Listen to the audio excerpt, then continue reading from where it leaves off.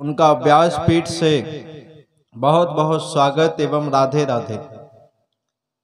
भक्ति शक्ति स्वरूपा माताएं एवं बहनें, उनका भी व्यासपीठ से बहुत बहुत स्वागत, बंधन एवं राधे राधे। मन तथा वाणी को पवित्र करने के लिए श्री हरि राम नाम संकीर्तन, इसके बाद कथा में प्रवेश। तो सभी लोग तालियों के साथ में अपने मन को प्रभु के चरणों में लगाएं।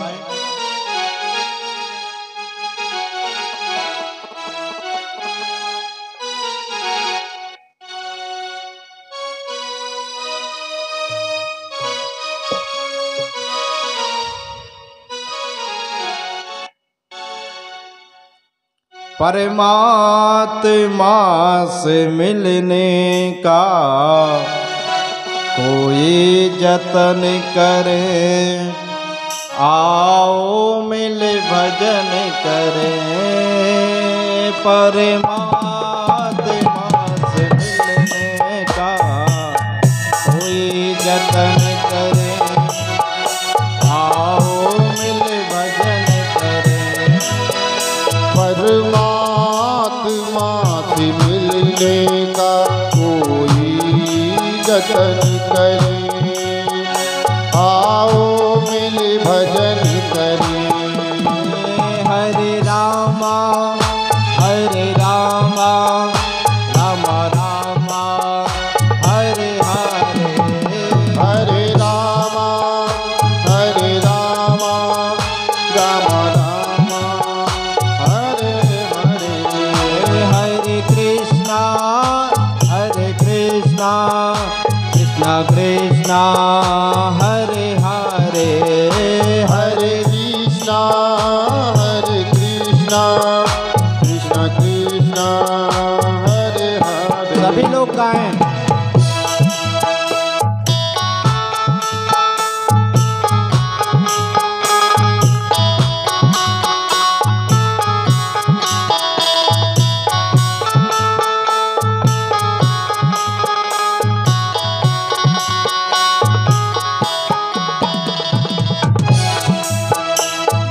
नदिया नाव पुरानी के बटिया के बठिया नाड़ी, गहरी नदिया नाव पुरानी के बटिया नारी।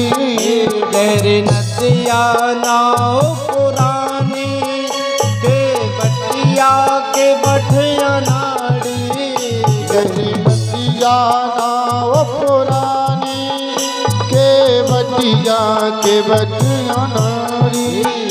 नदिया से पार जाने का कोई जतन करे, आओ मिल भजन करें। परमात्मा से मिलने का कोई जतन करे, आओ मिल भजन करें। हरे रामा राम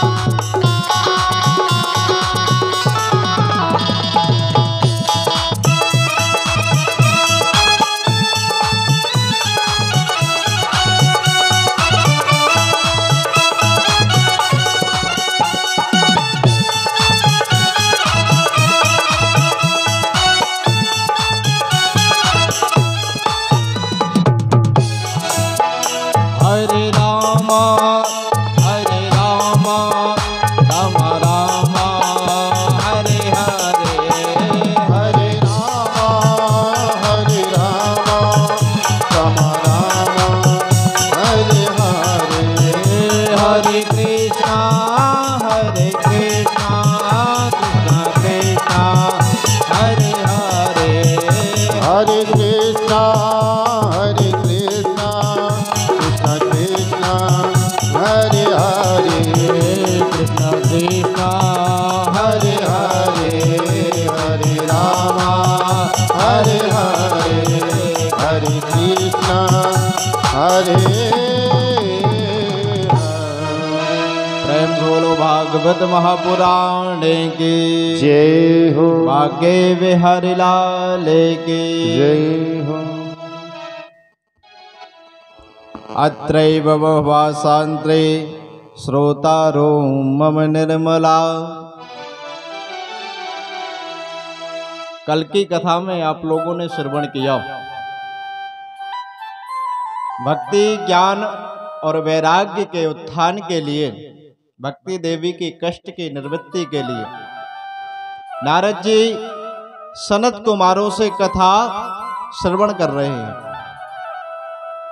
और धुंधकारी आदि की कथा आप लोगों ने कल के प्रसंग में सुनी।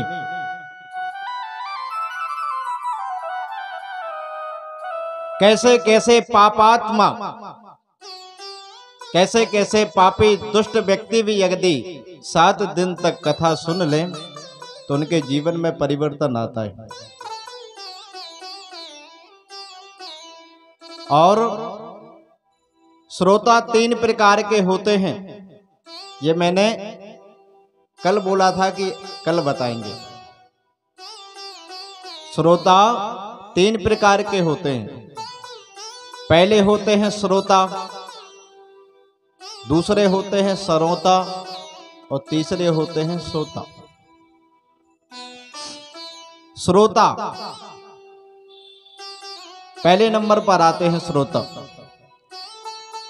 श्रेष्ठ कौन है? जो कथा एकाग्र मन होकर सुने, श्रवण के समय चित्त की एकाग्रता को धारण करे,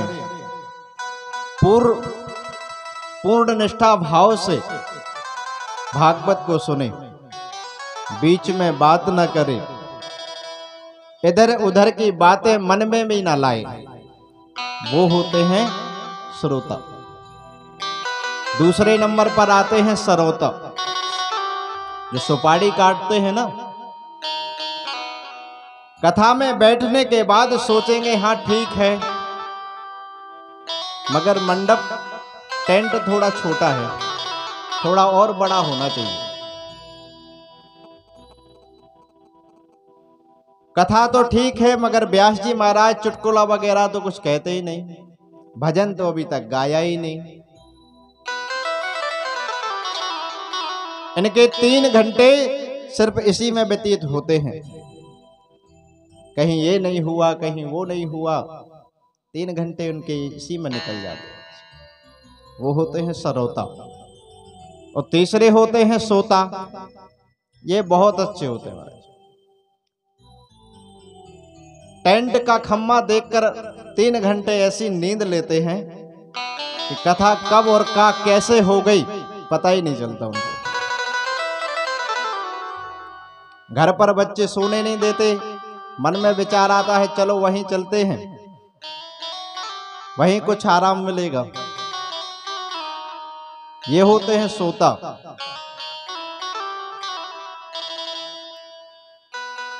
लेकिन भगवान की कृपा न सरोता पे होती और न सोता पे होती है। भगवान की कृपा तो केवल श्रोता पे होती है, जो पूर्ण निष्ठा भाव से भगवान के चरित्रों का श्रवण करे। बोलो राधे राधे।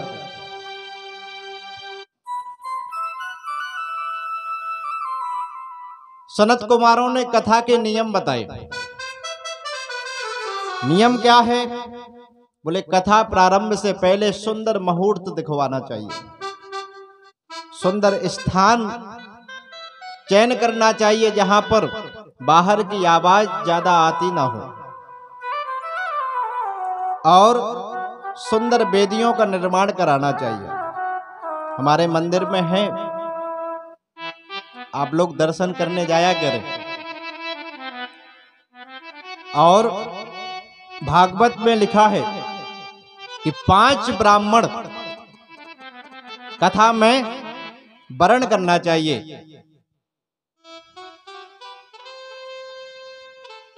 एक ब्राह्मण भागवत जी का मूल पाठ करे, एक ब्राह्मण 12 अक्षर मंत्र का जाप करे, विष्णु सहस्र नाम, गोपाल सहस्र नाम का पाठ करे। इसलिए 5 ब्राह्मण कथा में होना चाहिए। अब कथा सुनने का नियम बताया कि कथा कैसे सुनी जाए। भागवत में वर्णन आता है, श्रोता और वक्ता 7 दिन तक केवल घी पीकर कथा सुने। नारद जी ने कहा, ये कलयुग है महाराज, और कलयुग में घी पचाना सबके बस की बात नहीं है। तो फिर सनत कुमारों ने कहा कि दूध फलहार लेकर कथा सुननी चाहिए।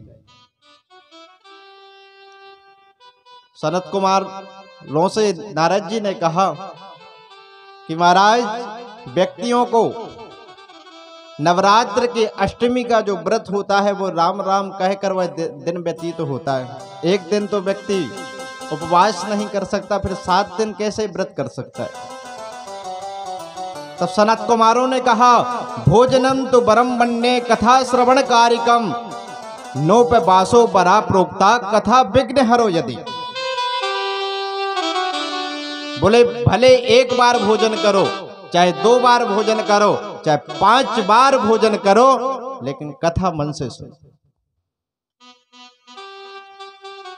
और कथा में विघ्न ना आए, इस प्रकार का आहार लो, चाहे फलाहार लो, चाहे भोजन लो, जिसमें आपको आलस्य ना आवे, ऐसा आप आहार ले सकते हैं। किसी प्रकार का आपको कष्ट ना हो। किसी को दवाई खानी हो तो वह भोजन करने के बाद में कथा श्रवण कर सकता है। सनत कुमार ने कथा के नियम बताए। उसी वक्त भक्ति देवी प्रकट हो गईं। ज्ञान और वैराग्य का बुढ़ापा दूर हो गया। और सनत कुमार बोले, भक्ति देवी तुम आ गई, तुम भक्तों के हृदय में वास करो। भक्ति प्रकट हो गई भक्तों के हृदय में। अब तो कीर्तन होने लगा महाराज। प्रहलाद जी ताली बजाने लगे, उद्धव जी कासा बजाने लगे, देवराज इंद्र मृदंग बजाने लगे। सनत कुमार जय जयकार की ध्वनि कर रहे हैं महाराज। जितने भी संत जन वहां पर बैठे थे वह सब भगवान का कीर्तन करने लगे।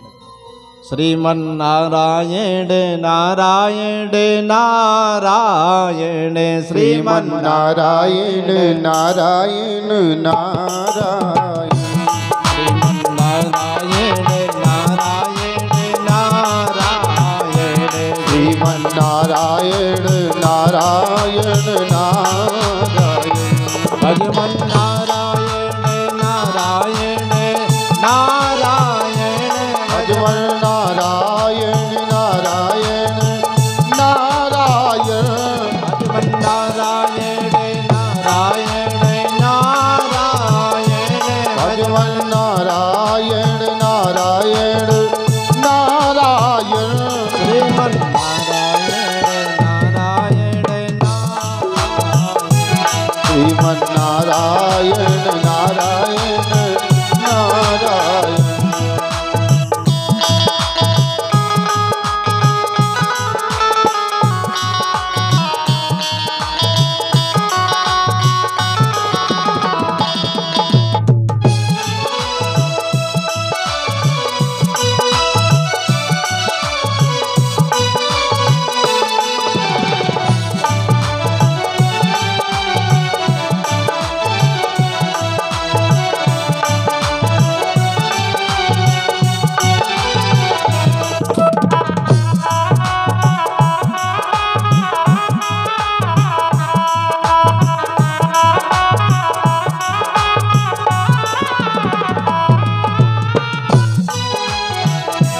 लक्ष्मी नारायण नारायण नारायण लक्ष्मी नारायण नारायण नारायण भजमन नारायण नारायण नारायण भजमन नारायण नारायण नारायण श्रीमन नारायण नारायण नारायण श्रीमन नारायण नारायण नारायण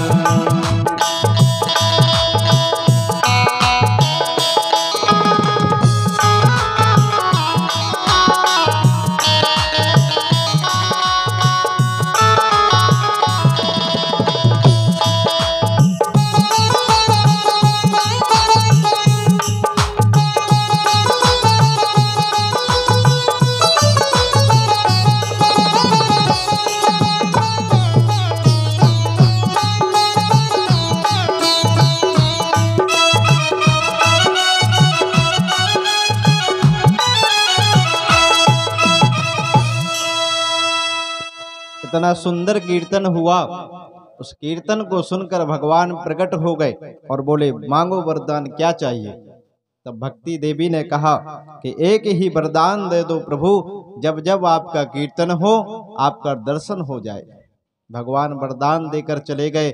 भक्ति देवी की कष्ट की निवृत्ति हो गई, ज्ञान और वैराग्य का बुढ़ापा दूर हो गया।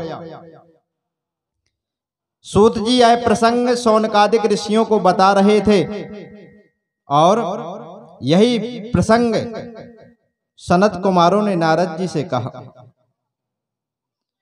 और भागवत बोले, भागवत कथा अमृत है, इसका जो पान करता है उसका जीवन धन्य हो जाता है। भागवत महत्व हम लोगों ने संक्षेप में यहाँ पर श्रवण किया। बोलो राधे राधे। श्रीमद् भागवत ग्रंथ में 12 स्कंद, 18,000 श्लोक और 335 अध्याय हैं। भागवत में 12 स्कंद, 18,000 श्लोक और 335 अध्याय हैं। इतना सब कुछ इस व्यासपीठ से कहना संभव नहीं है, इसलिए हमारे पंडित जी के द्वारा, जो आचार्य जी विराजमान हैं, उनके द्वारा यहाँ पर 18,000 श्लोकों का पाठ हो रहा है निरंतर। श्रीमद् भागवत सप्ताह ज्ञान यज्ञ यहाँ पर शुभारंभ होता है। भागवत की कथा चिन्मयी है, अद्भुत है और श्रीमद् भागवत कथा साक्षात कृष्ण स्वरूप है। एक बात आप लोगों से कहता हूं, दुनिया में जितने भी ग्रंथ हैं, चाहे वह महाभारत हो, चाहे रामायण हो, चाहे देवी भागवत हो, चाहे स्कंद पुराण हो, चाहे विष्णु पुराण हो, प्रत्येक ग्रंथ में किसी न किसी देवताओं की स्तुति की गई। किसी में देवी जी की स्तुति की गई, विष्णु पुराण में विष्णु जी की स्तुति की गई, रामायण में राम जी की स्तुति की गई।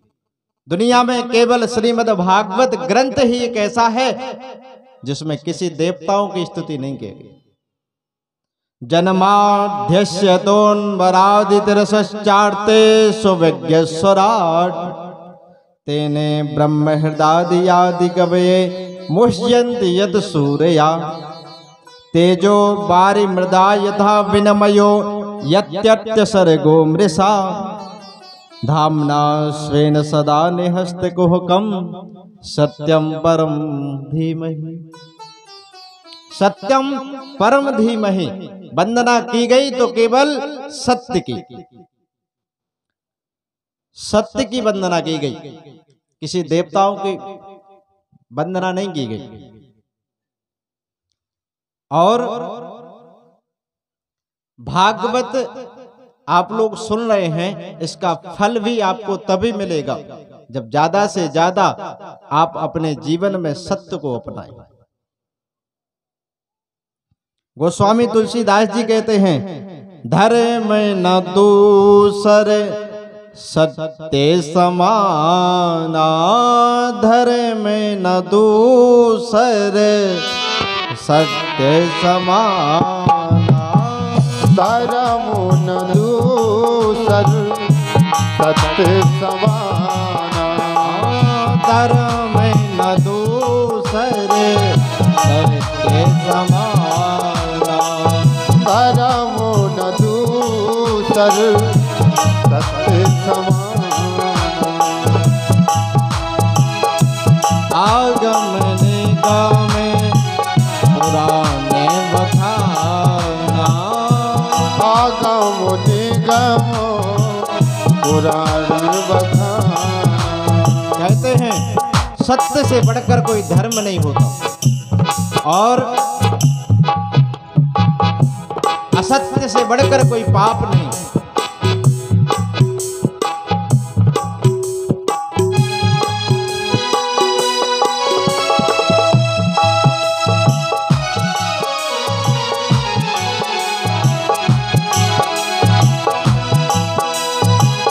धर्म न दूसर, सत्य समाना आगम निगम पुराण बखाना, आगम निगम पुराण बखाना। श्री राम जय राम, जय जय राम, श्री राम जय राम, जय जय राम।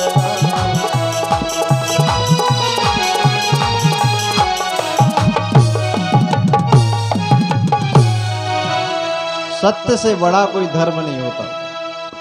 आज हम लोग यह कथा सुन रहे हैं, ये तभी सार्थक है जब हम ज्यादा से ज्यादा सत्य बोलें।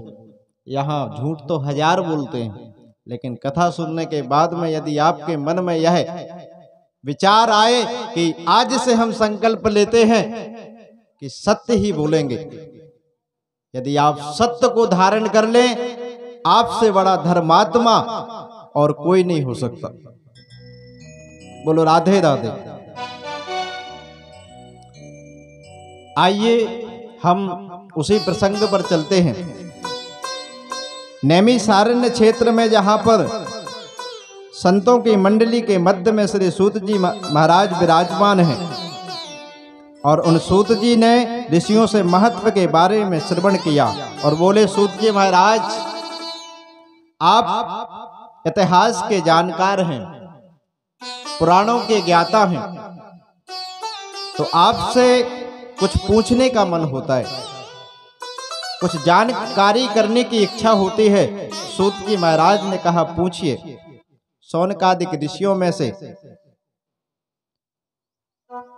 शौनक जो संत हैं, सब ऋषियों की ओर से प्रश्न करते हैं और कहते हैं कि आपसे एक नहीं, दो नहीं, 6 प्रकार के प्रश्न पूछने की हमारी इच्छा है। सूत जी महाराज ने कहा, पूछिए। शौनकादिक ऋषि पूछते हैं कि पहला प्रश्न महाराज हमारा ये है कि मानव के लिए परम धर्म क्या है। आप लोग इन प्रश्नों को बहुत ध्यान से सुनना, क्योंकि इन्हीं 6 प्रश्नों में सारी भागवत है। आपने इन 6 प्रश्नों को समझ लिया, आपकी कथा सुनना सार्थक हो गई। पहला प्रश्न है, मानव के लिए परम धर्म क्या है? क्या 4 बजे उठकर मंदिर की 10 परिक्रमा लगाना धर्म है, या हजारों लाखों रुपए दान करना धर्म है, या फिर 4 बजे उठकर 6 घंटे भजन करना धर्म है? आखिर धर्म की परिभाषा क्या है? मनुष्य के लिए सबसे बड़ा जो कर्तव्य रूपी धर्म है वो क्या है? हजारों संत बैठे हैं और उनकी तरफ से एक व्यक्ति प्रश्न पूछ रहा है।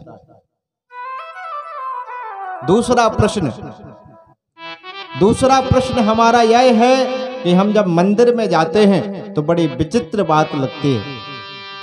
कोई कहते हैं शंकर जी बड़े हैं, कोई कहता है हनुमान जी बड़े हैं, कोई कहता है दुर्गा जी बड़ी हैं। और कलयुग में तो ना जाने आए दिन नए नए देवी देवता प्रकट होते जा रहे हैं महाराज। बोले ये गौण बब्बा, ये वे, ये फलाने, ये ढिकाने, नए नए देवता प्रकट हो जाते हैं महाराज। हर साल कोई ना कोई कहीं ना कहीं देवी देवता प्रकट हो जाते हैं। हमारी समझ में नहीं आता हम किसको पूजे, किसके प्रति हमारे अपने मन को लगाएं। क्या कभी कभी मन में भ्रम हो जाता है कि हम पूजा किसकी करें, दुर्गा जी की करें, शंकर जी की करें, या हनुमान जी की करें, या राम जी की करें। तीसरा प्रश्न, वेद में परमात्मा का नाम अजन्मा है। अजन्मा है तो वह मां कौशल्या का बेटा कैसे बना, मां देवकी का पुत्र कैसे बना? जो कभी जन्म नहीं लेता वह अजन्मा है।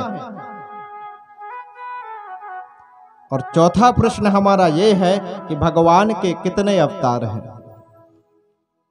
कोई कहता है 10 अवतार, कोई कहता है 24 अवतार, कोई कहता है 20 अवतार, कोई कहता है हरि अनंत, हरि कथा अनंता। तो प्रत्यक्ष रूप से, प्रमाणित रूप से कितने भगवान के अवतार हैं यह बताएं। पांचवा प्रश्न हमारा यह है, वक्ता वह श्रेष्ठ नहीं जो छोटी सी बात बड़ी बनाकर बोले। वक्ता वह उत्तम जो बात को सूक्ष्म रूप में बतावे, गागर में सागर भरकर कहे। तो संसार के लोगों को इतना समय कहां जो ये इतना विवेचन करने में लग जाएं, तो ना हमें समय है ना आप लोगों को समय है। यदि व्याख्यान करने लग जाएं तो सामने बैठे श्रोता भी सोने लग जाएंगे महाराज। फिर कथा का मतलब क्या हुआ, इसलिए हमें छोटे रूप में बताएं, संक्षिप्त में बताएं।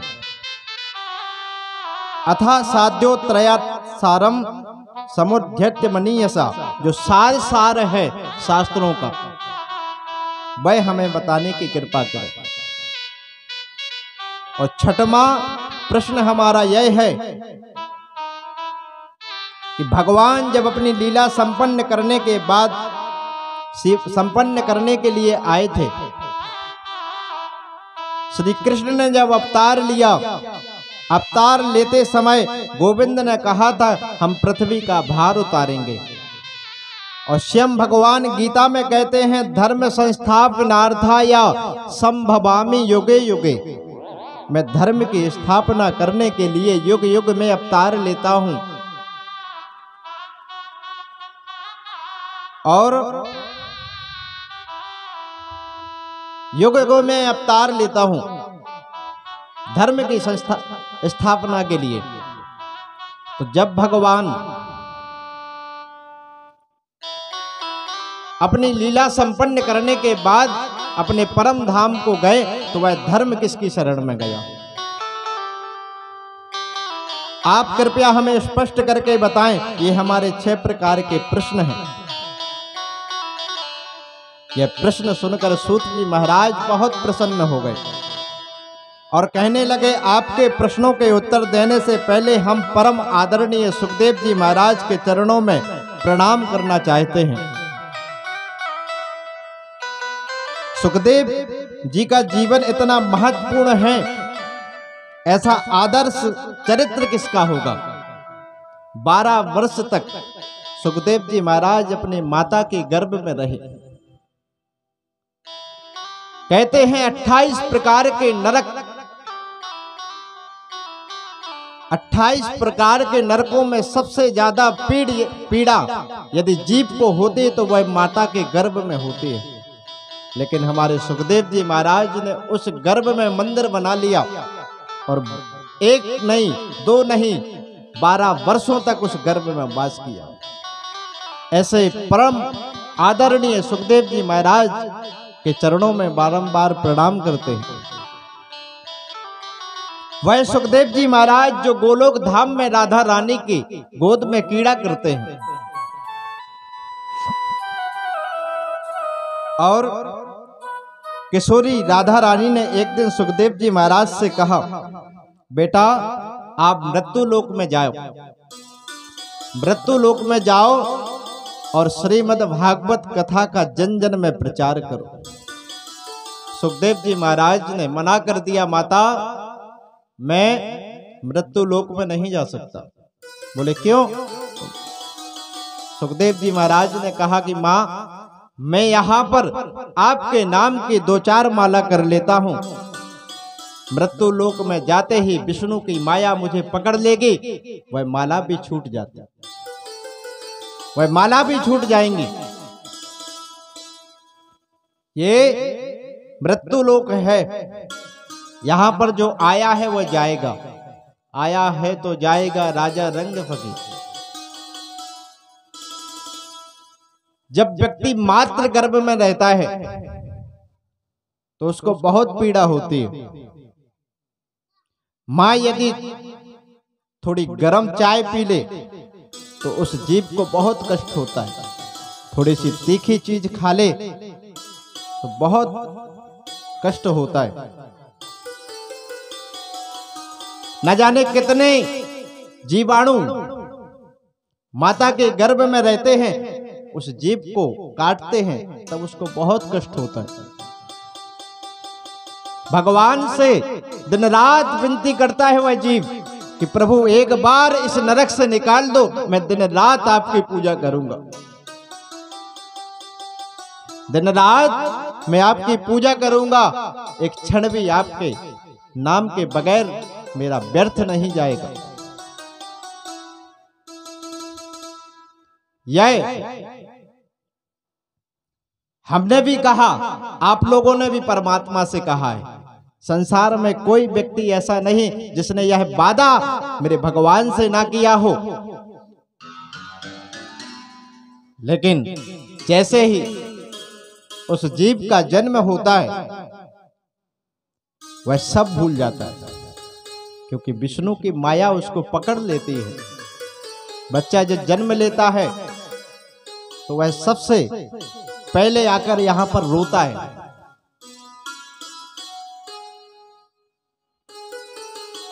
धीरे धीरे बड़ा हुआ, हम लोगों ने बताया ये माँ है, ये पापा है, ये दादा है, ये दादी है, ये नानी है, ये मामा है। पापा मम्मी दादा दादी नाना नानी में भी भूल गया कि हमने प्रभु से कोई वादा किया है।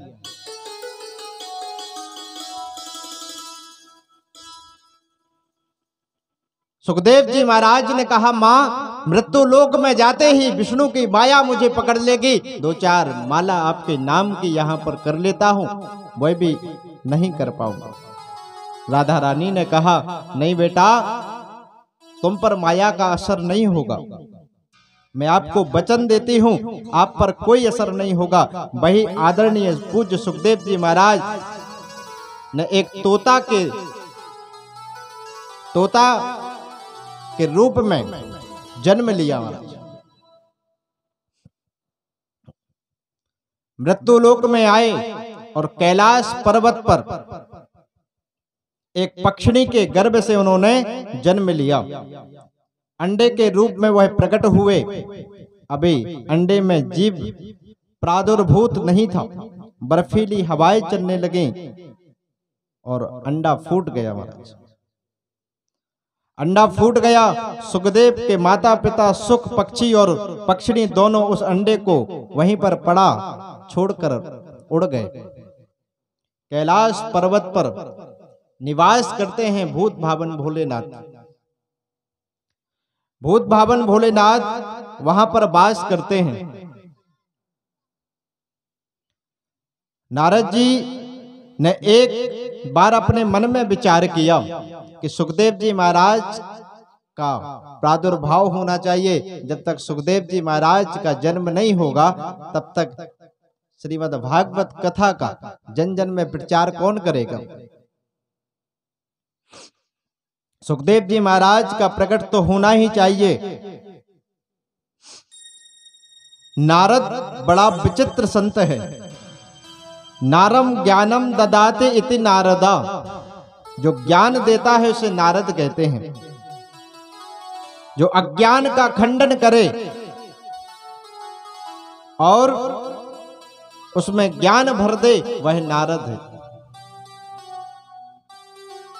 हमारे ब्रज में एक कहावत है, नारद जिसकी बात कोई रद्द ना करे वह नारद है। चाहे वह दैत्य हो चाहे देवता हो, नारद जी की कोई भी बात नहीं टालता। ऐसे सुंदर स्वभाव वाले नारद जी। नारद जी का एक और स्वभाव, जिस घर में कभी झगड़ा ना होता हो और नारद जी वहां पर आ जाएं, उसी दिन से झगड़ा शुरू हो जाता है। दूसरा, जिस घर में निरंतर झगड़ा चलता रहता हो, नारद जी का पदार्पण हो जाए महाराज, उसी दिन से झगड़ा बंद हो जाता है। नारद जी जहां जहां भी गए, भागवत में लिखा है, नारदो देव दर्शना, नारद जी ने जिस जिसको भी दर्शन दिए उसको भगवान मिले, उसको भगवान के दर्शन मिले। चाहे वह ध्रुव हो चाहे प्रहलाद हो, चाहे कोई भी हो, चाहे दैत्य क्यों ना हो, लेकिन उसको भगवान के दर्शन जरूर मिले। नारद जी ने मन में सोचा कि लक्ष्मी और नारायण में मैंने एक बार झगड़ा करा दिया, ब्रह्मा जी और सरस्वती में भी मैंने एक बार झगड़ा करा दिया, लेकिन कभी मैंने शिव और पार्वती में झगड़ा नहीं किया। क्यों ना कुछ ऐसा नाटक किया जाए कि इन दोनों में झगड़ा हो जाए। तो सीधे चल दिए कैलाश पर्वत की ओर।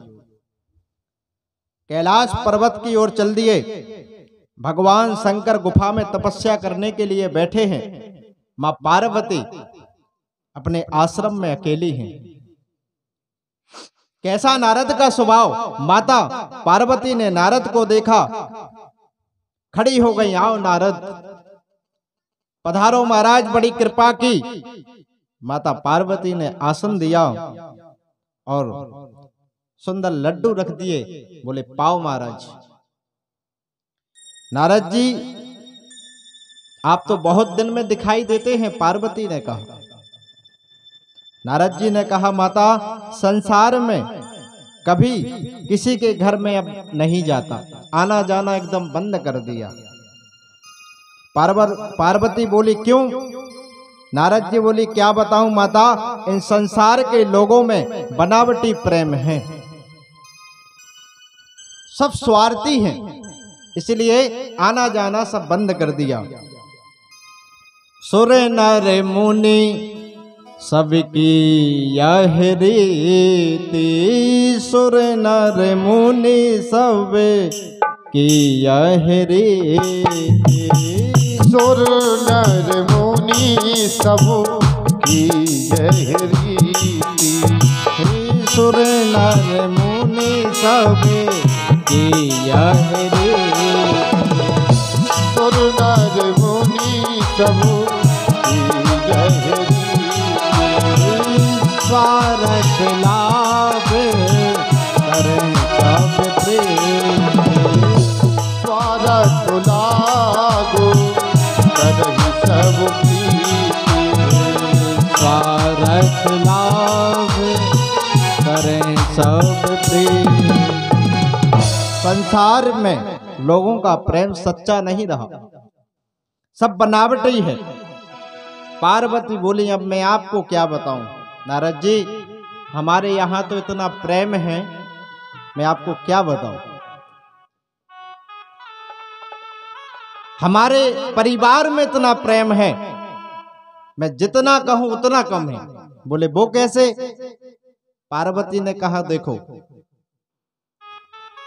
मेरा वाहन शेर और मेरे भोले बाबा का वाहन नंदी।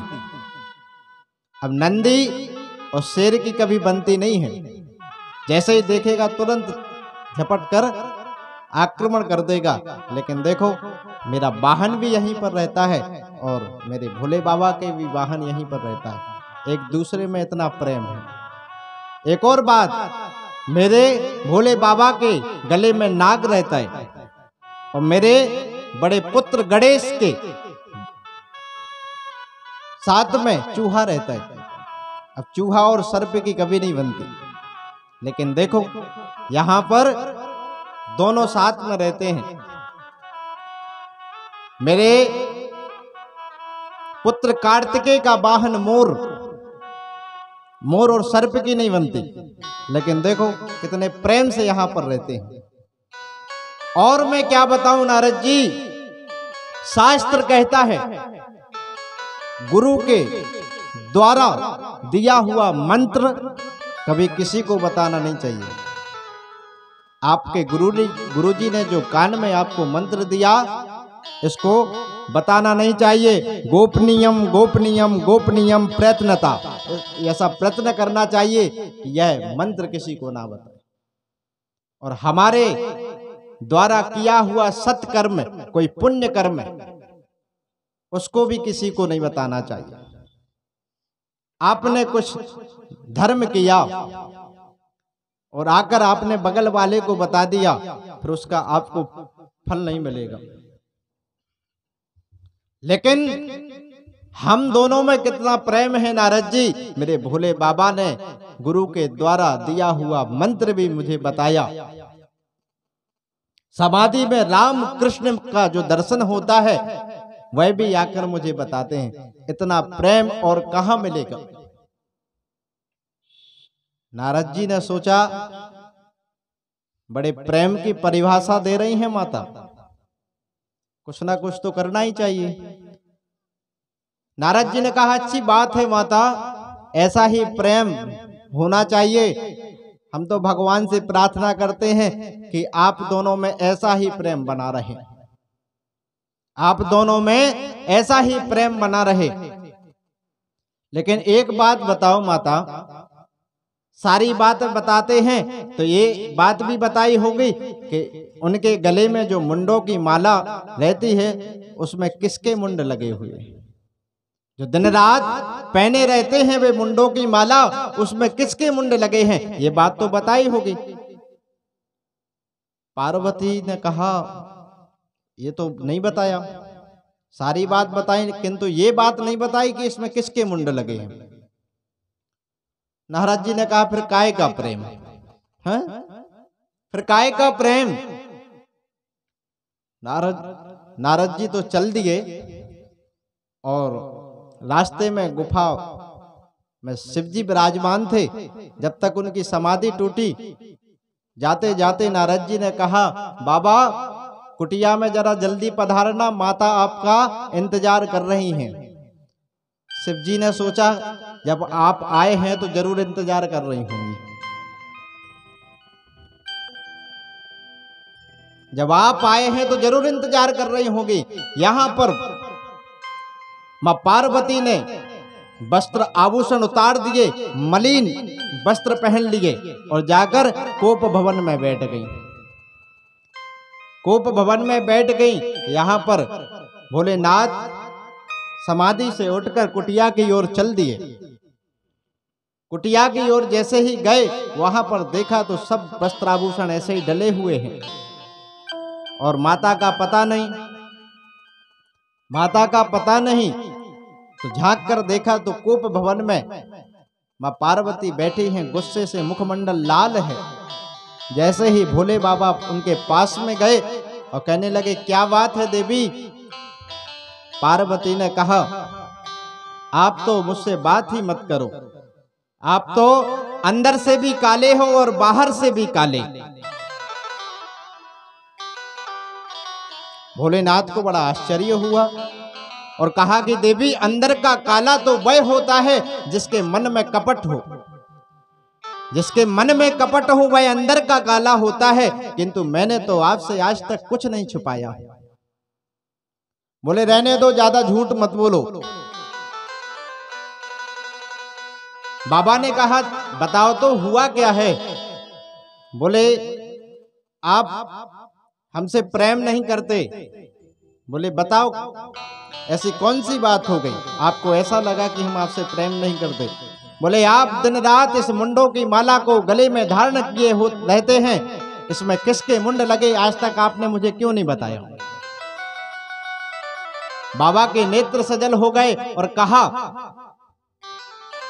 अरे पार्वती, आपके प्रेम का यदि कोई प्रत्यक्ष प्रमाण है तो यह मुंडों की माला है।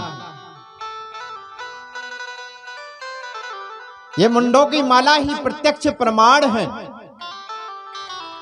आप वैसे तो जगत जननी हैं,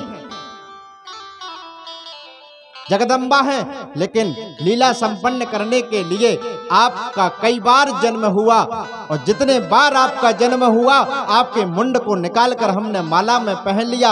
आप मुझसे कहते हैं कि मैं कपटी हूं।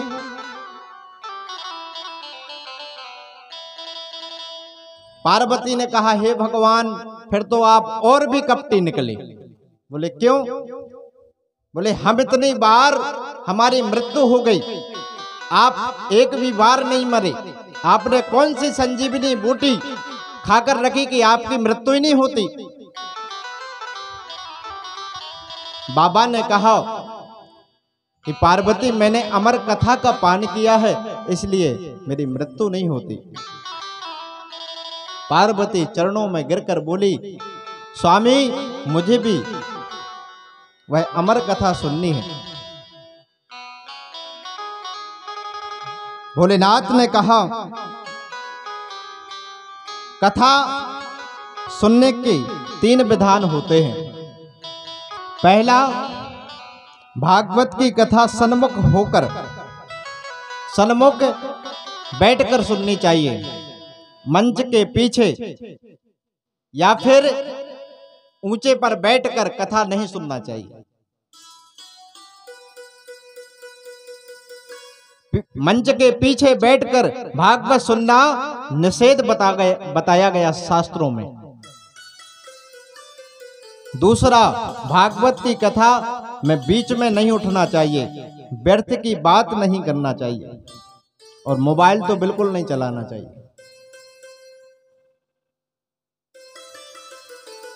बोलो राधे राधे। बोलना है तो सिर्फ राधे राधे बोलो, भगवान का कीर्तन बोलो, यहां वहां की बात कथा में नहीं करना चाहिए।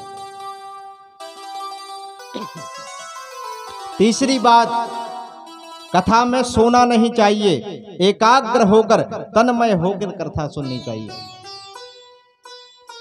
बाबा ने कहा, देखो देवी, जब मैं कथा सुनाता हूं तो मैं आंखें बंद कर कर कथा सुनाता हूं। तुम सुन रही हो या नहीं सुन रही मुझे कैसे पता चलेगा? इसलिए आप ओम ओम का उच्चारण करना, जिससे मुझे पता लगे कि आप कथा सुन रही हैं। पार्वती ने कहा, ठीक है, मैं ओम ओम का उच्चारण करूंगी। भोले बाबा ने खड़े होकर डमरू को बजाया और जैसे ही डमरू को बजाया, जितने भी जीव जंतु पशु थे वह कैलाश पर्वत से भाग गए। केवल सुख का पक्षी जो सुखदेव जी महाराज के रूप में प्रकट हुए थे, सिर्फ वही वहां पर पड़ा रहा। कथा प्रारंभ हुई। पहले दिन की कथा, दूसरे दिन की कथा। पहले दिन की कथा सुबह 8 बजे से शुरू हुई, रात्रि 8 बजे से दूसरी कथा शुरू हो गई। दूसरे दिन की कथा हमारे जैसी कथा थोड़ी कि 1 बजे से 4 बजे तक, और वो भी तब आएंगे जब व्यास जी पंचासीन हो जाएंगे, तब जाकर हम लोग आएंगे, है ना? ऐसी कथा थोड़ी चल रही थी वहां पर। निरंतर कथा चल रही है, और जब निरंतर कथा चल रही थी तो चौथे दिन 5वें दिन की कथा में शिव जी भगवान की बाल लीलाओं का स्मरण करा रहे थे। कैसे कैसे गोपाल ने नटखट लीलाएं करते हैं ब्रज में, ऐसा सुना ही रहे थे कि इतने में थकावट के कारण मां पार्वती को नींद आ गई और नींद आई तो वह सो गई। यहां पर सुखदेव जी महाराज को बहुत आनंद आ रहा था यह कथा सुनकर। तब सुखदेव जी महाराज ने सोचा कि माता तो सो गई, अब कहीं ऐसा ना हो ओम ओम का उच्चारण बंद हो जाए और भोले बाबा कथा सुनाना बंद कर दें।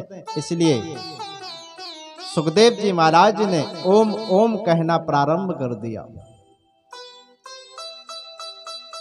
और जैसे ही कथा का विराम हुआ, जैसे ही जयकारा लगाया बोलो बाल कृष्ण लाल की, तुरंत मां पार्वती की नींद खुली और कहने लगी कि स्वामी कैसी कैसी लीलाएं गोपाल ब्रज में करते हैं, इसके आगे आप बताओ ना।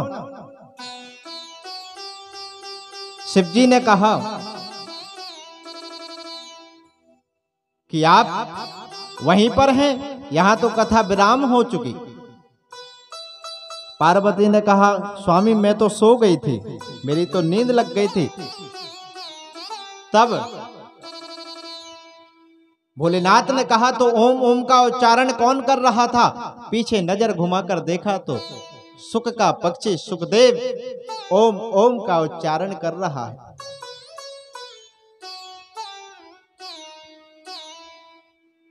सुखदेव जी को मारने के लिए त्रिशूल लेकर भोले बाबा भागे। आगे आगे सुखदेव जी, पीछे त्रिशूल लेकर भोले बाबा जा रहे हैं। कैलाश पर्वत से नीचे आए बद्री धाम में। बद्री धाम में निवास करते हैं महर्षि वेदव्यास। उनकी पत्नी का नाम है बिटका देवी। साम्य प्रास नाम के आश्रम में वह निवास करते हैं। हारमोनियम निकालो। साम्य प्रास नाम के आश्रम में वह निवास करते हैं।